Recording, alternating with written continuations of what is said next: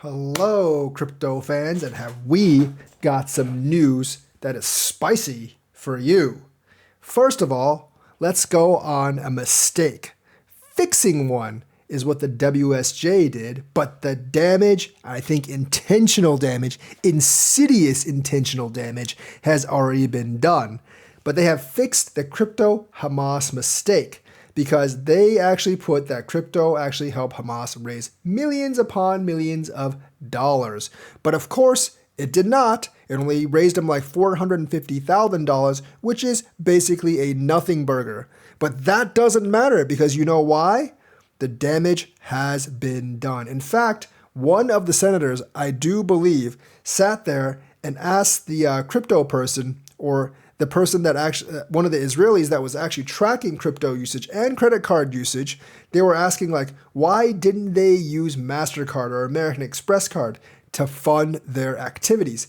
And the person said, well, they actually did. But the person asking the questions completely ignored that point because they were trying to make crypto be the villain. So the damage has already been done because that has given them the excuse, and they're not going to be too caring that the facts don't actually support any of their excuses. They're going to use this as an anti-crypto weapon to the end. So we do not forgive you, Wall Street Journal, because you did the damage, and retracting your statement right now is not going to undo the damage because the politicians aren't going to listen because it doesn't fit their anti-crypto agenda. Elliptic, the company that the Wall Street Journal sourced the data from, said it was pleased that the Wall Street Journal actually fixed its mistake based on the data, but we are not pleased because this could actually result in crypto legislation.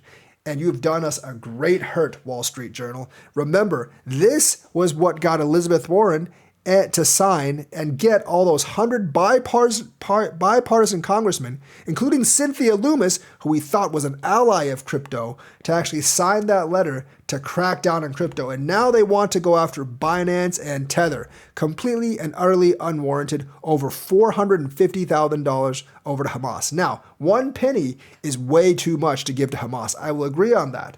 But the thing is, they also funded their operations millions upon millions with US dollars, with credit cards and other entities, and they're not going after those. And crypto is actually easier to track than physical cash, which they used a lot more than crypto to fund their activities. So, they should be promoting the use of crypto by terrorist groups. You know why? Because then you can track that crypto and nail those terrorist groups because it is very, very much trackable, way more trackable than, say, hard cash. And of course, pumping up the amount that Hamas got off crypto by 100 times obviously made it a lot more severe. They basically said, Hamas could raise as much as $93 million between August 2021 and June 2023, but blockchain forensics suggests that only 450,000 of these funds were sent to a terrorism-affiliated wallet, and not all of these were Hamas. So they basically overshot it by essentially 99.5%. And of course, we don't really forgive these mistakes. We would if the senators wouldn't make use of these mistakes to further the agenda. But Wall Street Journal, you help the politicians find an excuse,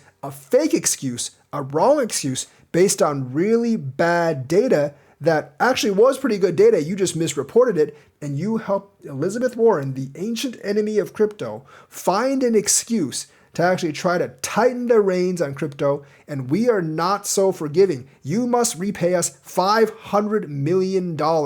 You must invest $500 million into Bitcoin for forgiveness, but I'm sure you won't. Actually, it probably costs us more than $500 million. But you know what? I'm sure WSJ will be jumping into crypto soon as well, once it becomes inevitable, and eventually we will crush them all with our crypto power because it is irresistible and inevitable, and the rest of the world wants it as well. But just know, WSJ, we don't forgive you for your blunder because it has cost us a lot, and it could cost us a lot more in the future based on what legislation it actually results in from your blunder. You never made the blunder, they wouldn't have the excuse for the legislation. Gemini seems like it wants to take over the GBTC fund. Well, become one of its largest shareholders. If you actually look at GBTC, there's 692 outstanding shares. Institutional ownership is only 3.32% of those 692 million shares. And if you actually look at this article, Gemini is suing bankrupt Genesis, its former partner, for over $1.6 billion worth of GBTC.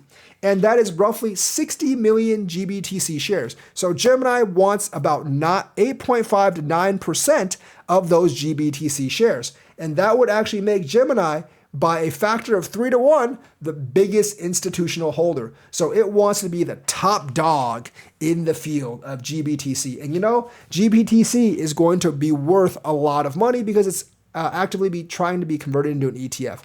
I don't actually think any of these lawsuits are going to actually affect GBTC being converted into an ETF, but it's very interesting because Gemini could control so much. And Gemini could actually have an ETF on its hands as well. Well, they won't own the ETF, but they'll own something like 10% of the ETF.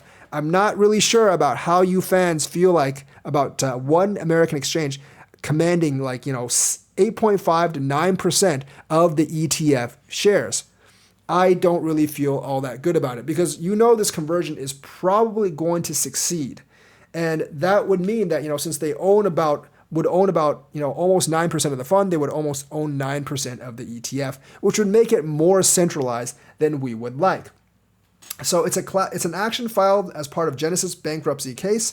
Gemini is seeking to gain control of the GBTC shares, which Gemini said will completely secure and satisfy the claims of every single earn customer. So I don't really know if they plan to actually liquidate those shares because that would be kind of bad, honestly, for us. So this could be pretty disastrous for us, and it is important for us to keep a watch on.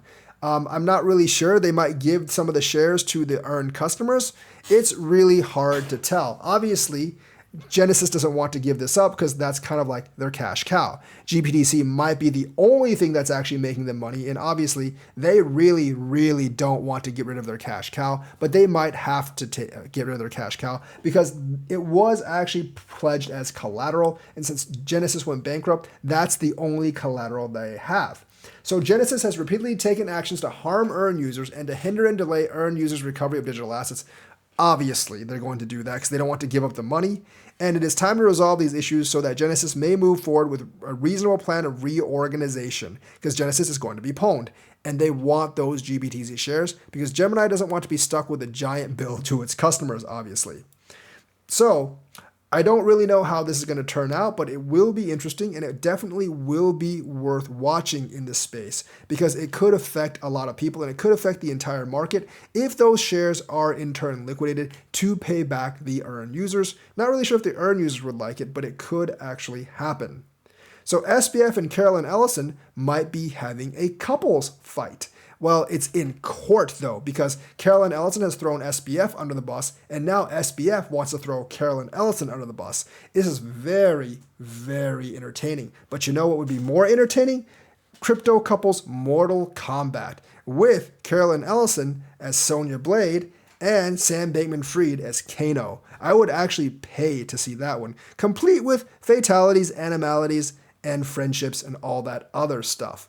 But anyways, this is going to be a crypto catfight in court with very, very high stakes. Of course, Sam Bankman-Fried is on the losing side because Ellison actually took a plea deal, and they've agreed not to prosecute her for many things, and they're going to prosecute SBF for everything. And since every one of those executives is testifying against SBF, I think he doesn't really have anywhere to actually go. And he is blaming Ellison for all the hedge risks. But the thing is, all the executives have testified that SBF actually had the final call over everything. And if he didn't want those risks to be taken, they wouldn't actually be taken. So I think the cards favor Ellison. It's like Ellison has 2 aces, and there's 2 more aces showing on the table. And SBF is trying to block her, is trying to bluff her with a jack, a 2, a get out of jail free card, and 2 Amex credit cards in his hand. Not really going to work all that well because his hand doesn't have anything, and Carolyn has the nuts, his nuts. So the thing is, he is pretty screwed either way, and I don't think he's going to be able to blame his way out of it on Carolyn Ellison. Because I think Sam Bankman-Fried sees that there's no way that he's going to get out of this if he doesn't blame his co-conspirators. But unfortunately for him, like I said, the co-conspirators were smart, and they took the plea deal first. So he is not able to blame anyone but himself. And I think like their testimonies are all corroborating with each other, basically completely sinks him. And him actually admitting that he actually commingled funds, that tanks him right away. So that's the news for today. Let me know what you think. Like and subscribe, hit that bell notifications button. Thank you and have a nice day.